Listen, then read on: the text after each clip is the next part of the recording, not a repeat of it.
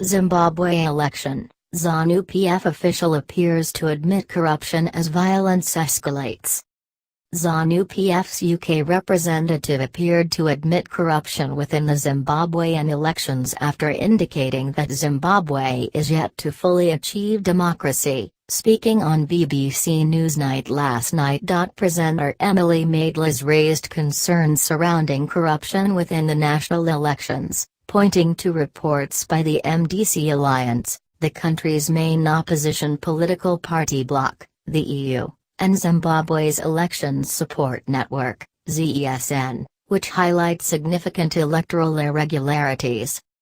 Commenting on the elections, she said, "They were raising concerns even before polling day that your party was using aid to buy campaign support, that you used state media to your advantage, that you had the advantage right the way through the campaign to steal the election." Nick Mangwana responded, saying, "I read the EU report, and they said the election had a lot to be improved on." Appearing to acknowledge the election was not entirely democratic, he added, "Democracy is a journey, and we cannot declare that we have reached the destination yet like any other country, but we are building onto it." Ms. Maitlis expressed her doubts surrounding the possibility of ZANU PF uniting the country following apparent electoral campaign irregularities and violence which spread across the country, leading to the deaths of 3 individuals in the capital Harare.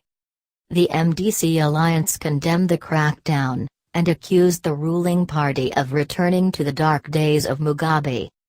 Ms. Maitlis said, "You are hoping to move forward now and unite the country. I don't know how that happens."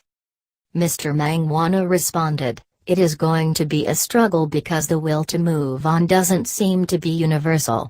He claimed opposition parties, including the MDC Alliance, did not want to move on and were trying to get to power at any cost. Commenting on the violence, he said, "Instead of a vote that is based on positivity, a vote that is based on the true will of the people, what they do is crank up emotions and then they say let's pump ZANU PF, let's pump the state to see if it reacts." Unfortunately, that narrative does not build the Zimbabwean people, because we are being driven into a crisis mode in this country.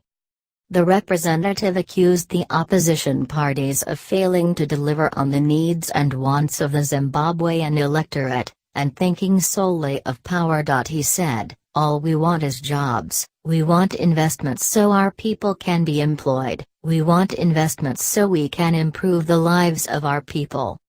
But the opposition is not interested in that. What they are interested in is power, power at any cost, regardless of all of us.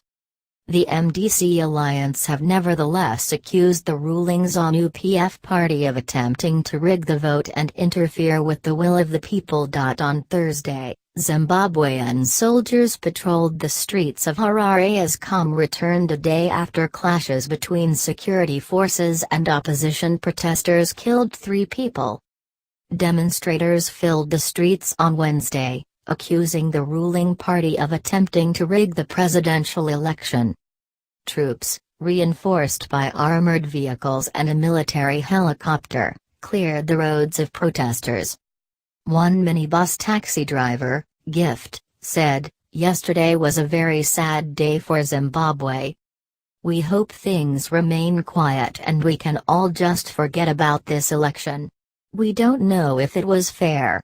The government will do what they want,